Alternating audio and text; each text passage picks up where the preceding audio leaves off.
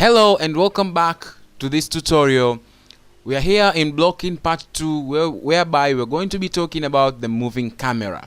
So I know I emphasize a lot on using storyboard, but the first thing that I have to say, in the moving camera, storyboarding simply just doesn't work. The reason for that is because camera movements are too complex to storyboard. Well, you see that later on, but storyboard is mostly useful for stationary camera. But there is a way in which you can use storyboard for moving camera, as we'll see on in the later parts, and also you'll see how I use it when we get to the part where I show you how I use all these techniques to make an animation. So that's the first thing I wanted to tell you guys, is that storyboarding simply just doesn't work.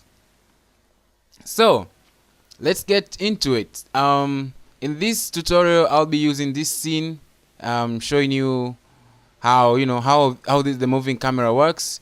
In this scene I'll be using the viewport camera. The viewport camera is just this viewport, because as you can see we already have these other cameras here. I'll just click here on the render so that we can see the viewport. And my viewport camera, the lens is set to 70mm. I will change it from time to time, but I just wanted you to know what focal length I'm using right now. So right now I'm using 70mm. So let's get on to it. So first thing first, the first thing that you have to know when working with a moving camera is you have to think in keyframes. What do I talk about? What do I mean when I say keyframes? So let's say we have this scene here, and in this scene let's assume that these people are moving around. Okay, so let me just put that example of people moving around, and then let me just animate quickly these people moving around, and then I can show you what I mean when I say thinking in keyframes. Oh, there's so many stuff. How to select? Okay, there we are. Go to frame 1.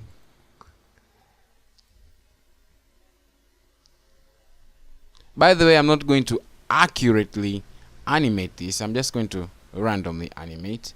I'll put this to frame dropping, and put it somewhere like here. Okay, so let's say I was to use, let me see which kind of camera I can use right now. Okay, I'll use this very same, or maybe I should use this other one.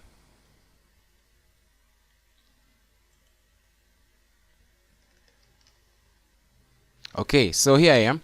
So let's say this person is moving right now, and I wanted to showcase this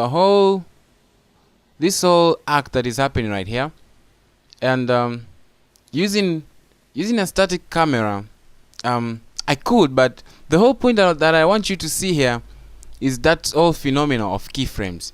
So when I say think in keyframes, have you ever perhaps heard about this phenomenon that when actors are acting, we usually have markers. We usually put markers on the ground. When I say markers on the ground, I mean that in the acting field, you usually put some kind of mark on the floor, and you tell the actor or actress that, hey, walk till this position, and once you walk till this position, we will, that's where you'll start maybe your dialogue. So perhaps I was like let's assume this is that scenario, and this is our actor. So our actor is coming from point A to point B. So at this point B, I will call it a keyframe. Even though I've actually used keyframes in Blender, but this is the kind of keyframes that I'm talking about when it comes to cinematography. So point A, this point here is actually a keyframe, and this point here is actually another keyframe. So when you are going to be dealing with cinematography, our camera movement is actually going to be following these keyframes. So what do I mean when I say we're going to be following these keyframes? Let's assume now we are using this camera, the one this active camera, and we want to follow this actor from way back here, and we want him to be in frame in all of the camera movement. I mean, this whole movement, we want this character, the one that I've animated, to be in frame, the one that is wearing clothes, to be in frame. This is our frame. We want the character to be visible in the frame. So the first thing that you should know when working with the moving camera is that you should think in keyframes. So what I'm going to do is I'm going to move this camera in such a way that I follow the same keyframes as this character right here. Okay, so where's the first keyframe? Okay, so the first keyframe is at frame 1. So like I said, assuming that I want this character to be in frame all the time, I'm going to change this to camera view so that I can see better.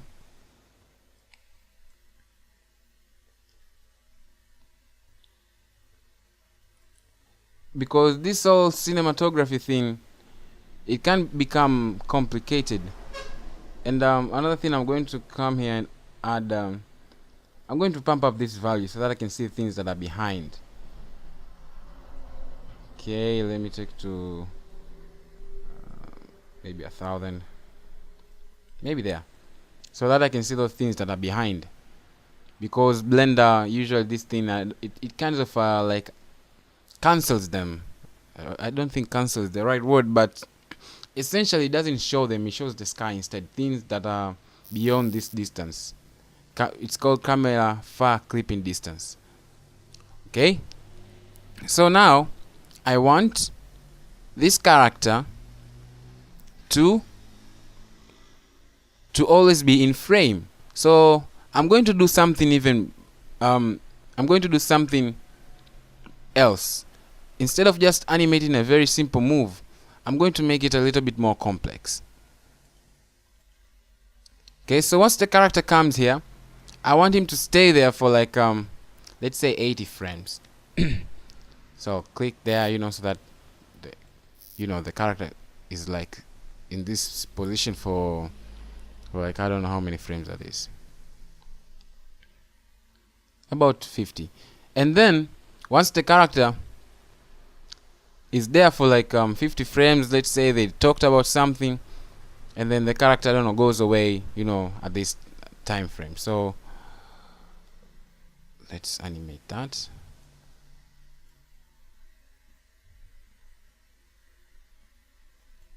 And perhaps rotate the character so that the movement can make sense.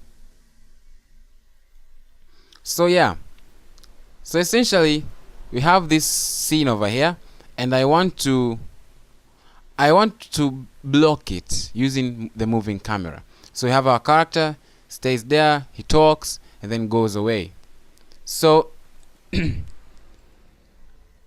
so essentially, when you're using the moving camera, you should be thinking in keyframes. Okay, you just don't move the camera. You move the camera using the ideology of keyframes. For example, let me show you what I mean. So what I'm going to do with this moving camera, I'm going to be following the keyframes of this guy. So I'm going to pull back the camera, and I'm also going to rotate it because I'll be far off, and maybe pull it up. So that is what is going to happen. So where is my next keyframe? My next keyframe is perhaps there. And one thing that I usually like to do, I usually don't want these keyframes to always be the same. The movement will feel robotic. So there should be a delay. For example, this character arrives at its destination at frame what is this frame? At frame 28. But I'll make the camera arrive there maybe at frame 33. So I'll take my camera and then I'll push it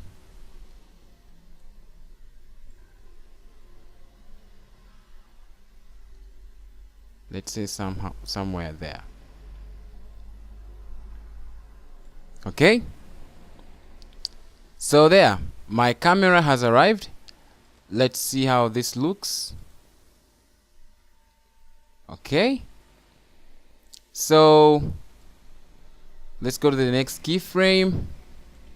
Select this character over here. Having a hard time. There we go. So this character, then the keyframe will be there at 77th frame. I'll make the camera be there around 82. Then I'm going to click to put an automatic keyframe. Select my little body over here. Go to the next keyframe. So it essentially arrives there at 128. I'm going to go there at 133. So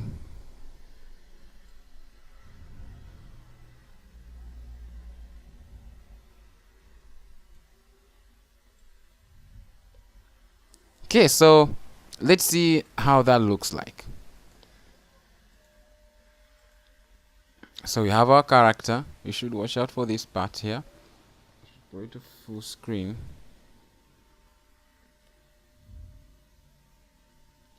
Okay, so I can do a little bit tweaking so that the character, the other character can be seen. But the whole point is, when it comes to camera movement, the first thing that you should be thinking is you should be thinking in keyframes. Okay, so that's how you essentially design this camera movement. Think in keyframes, whereby each keyframe is a certain part whereby the character either stops or maybe there's a certain action, and essentially you just guide your camera through those keyframes. You just don't move it. For example, if I wasn't thinking in keyframes, I could have just moved this camera for no reason. For example, let me show you how I could have done it without thinking in keyframes. Let me use another camera. I'm going to use this camera.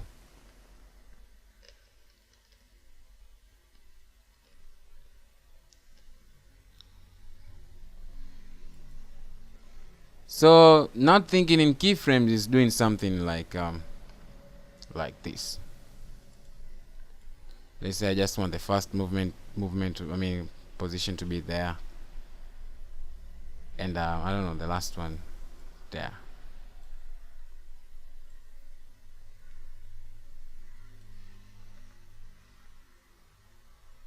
Now let's play that.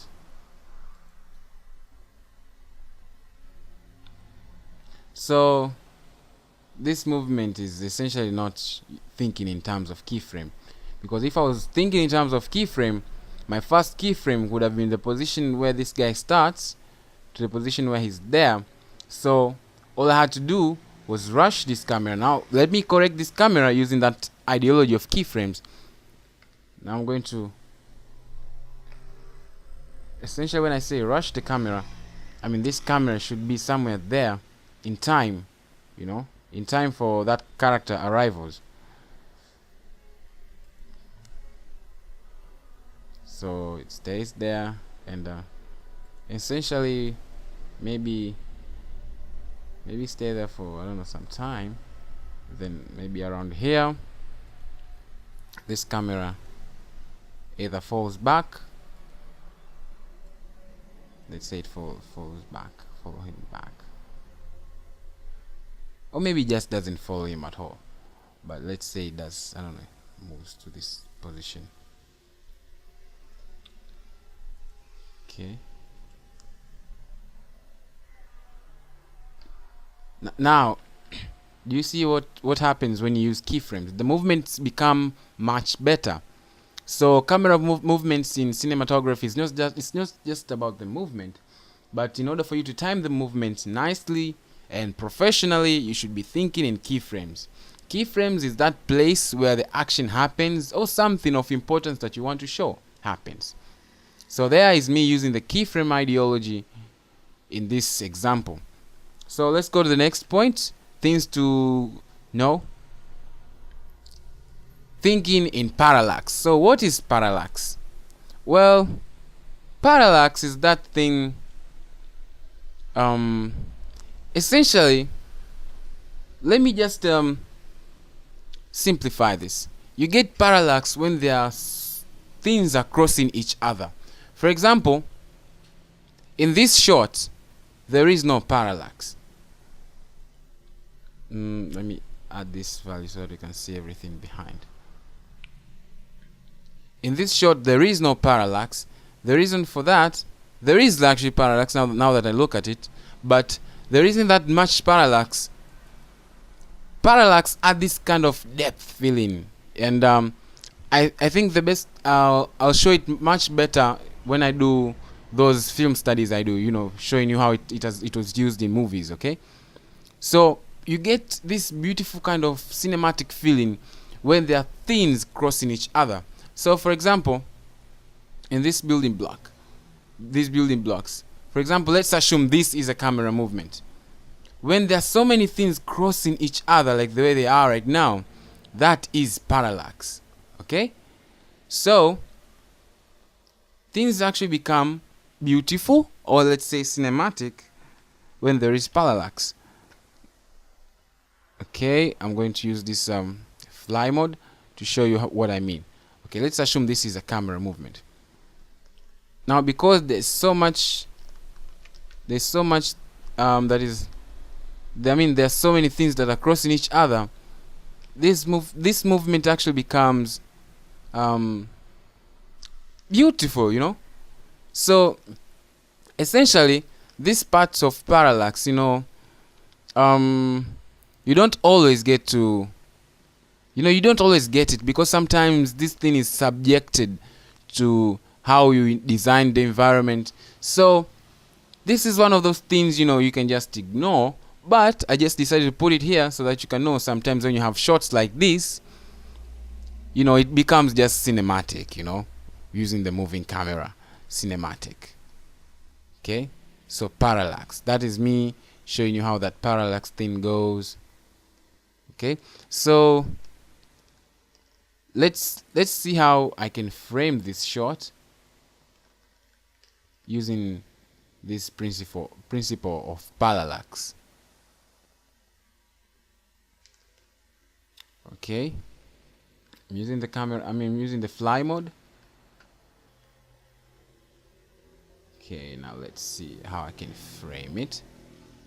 The way I will do it is I'll start from far from the left. So let's see how it goes. So okay, nothing seemed okay. I was supposed to. Oh, unfortunately I cannot use it while I'm in fly mode. But what I wanted to do was press play and go to fly mode and show you how it's done. Oh, I can, but I have to switch it on first. So this is how I'll do it. Oh, it's a little bit staggering because I'm guessing I'm using too much memory. But yeah, so essentially that's what I would I would have done. Let me try to slow it down. Go to sync. Let's see what happens when I do that.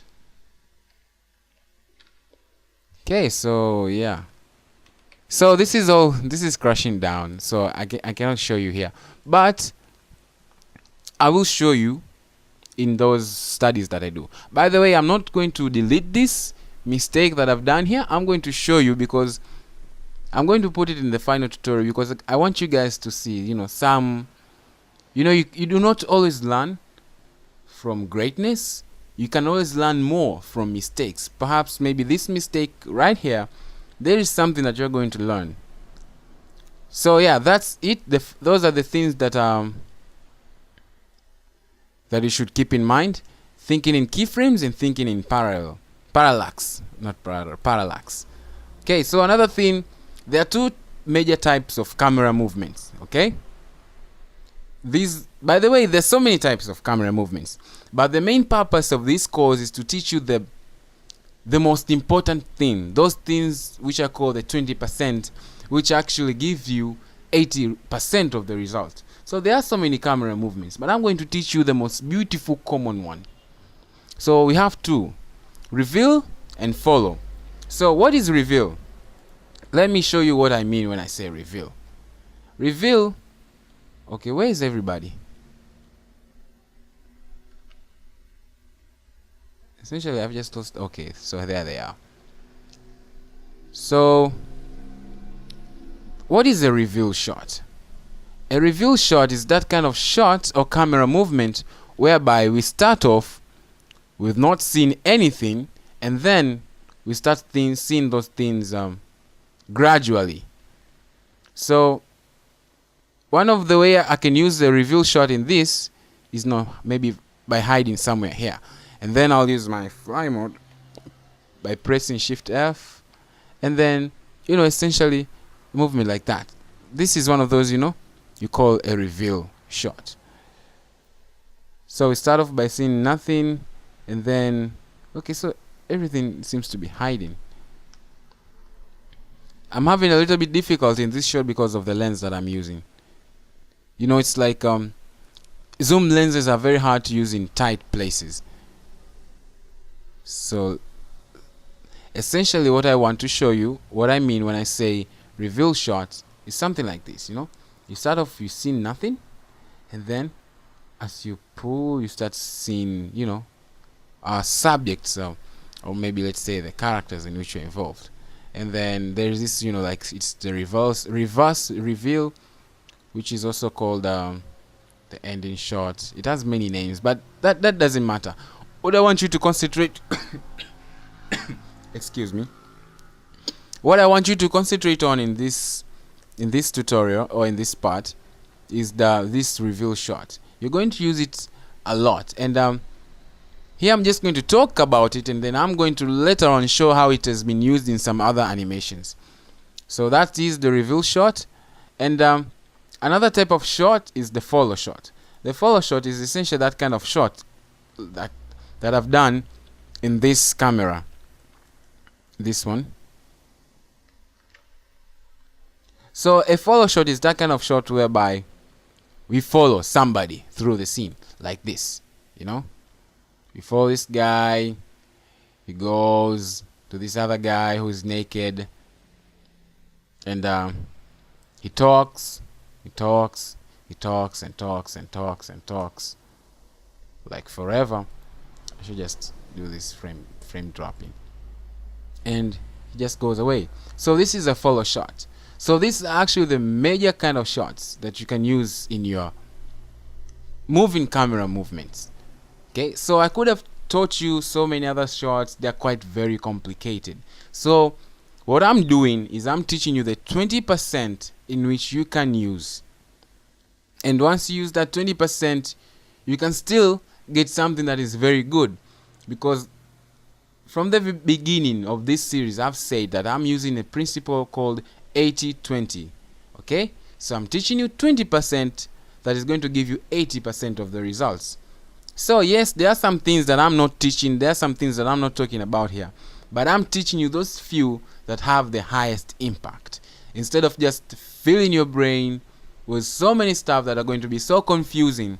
And the major goal of this tutorial is for you to produce that final animation. It's not about you becoming a master in cinematography.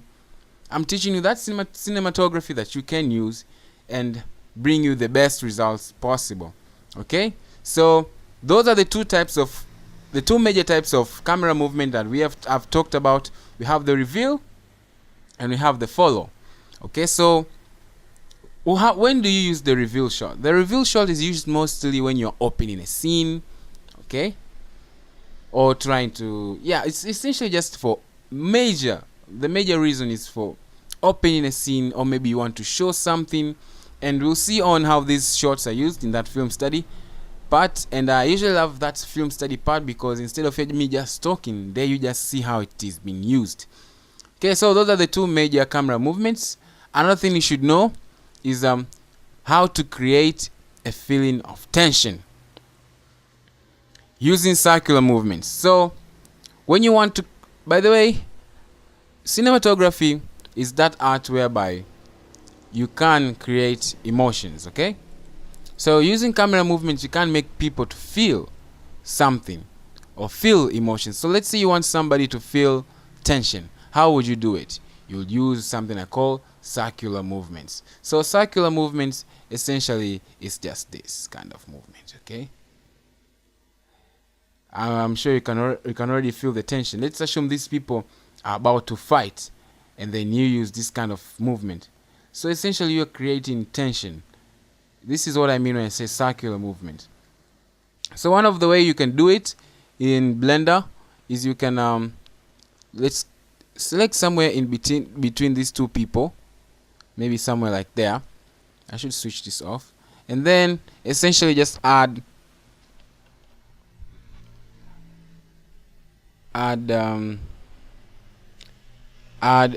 a cycle. There you are. Pull it up so that I can see it. Scale it.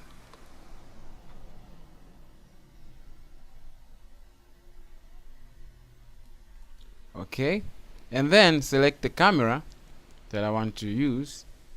I should use this one. Let's see, what is it looking at? Okay, yeah, that one. So I'll select this camera and I'll select the cycle and then parent them to each other, whereby the parent is actually the cycle. So I'll select first the camera, then the cycle. Then I'll press Ctrl P and parent to object. Okay, so now when I select the cycle, and try and rotate it, the camera is also going to be moving. So here I am. Now let's create that circular movement. What I've done is I've pressed R, then Z. That means rotate the camera, but rotate the cycle, but only in the Z axis. So this is me creating that tension feeling that I was telling you about. And then I should come here to the camera and increase this so that I can see everything that is happening, even those things that are hidden in the back. So just pull it up. Okay, so here I go. So there I am creating tension, and I'll show you later on how this shot has been used to create tension. So yeah, so that's how you create tension using circular movements. And then we have the creating the feeling of anticipation using the pushing movement. So what do I mean when I say pushing movement? Pushing movement is essentially when you slowly get into the scene, like so. Like let's say somewhere here.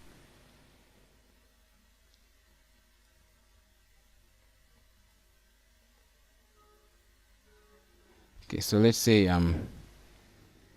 let's do that movement here. So I'm going to use the fly mode by pressing Shift F, and then I'm just going to slowly get into the scene. So when I do this kind of camera movement, I'm creating this kind of tension, okay, whereby you're like, oh my god, what is happening? It's not tension, sorry, anticipation. So I'll go back. So this kind of camera movement is called pushing, and it creates the feeling of anticipation. Like you make people to be eagerly be waiting for something that is about to happen. You know, like, I don't know, these people are perhaps going to kill each other. I don't know, maybe these people are perhaps going to kiss or something like that. So this camera movement creates tension. And putting audience in the action. I'm not going to show this right here because it's much better if I show it using those video examples. So essentially, if you want to put somebody in the action, let's say people are fighting, the best way to do it is using the shaky or handheld camera. Okay, so I'm not going to talk much about this because this is better shown than talked about, but we'll see it in the next episodes. And another thing, the common formulas to use when doing cinematography is you should use this formula called, I'm not going to show this. Bye.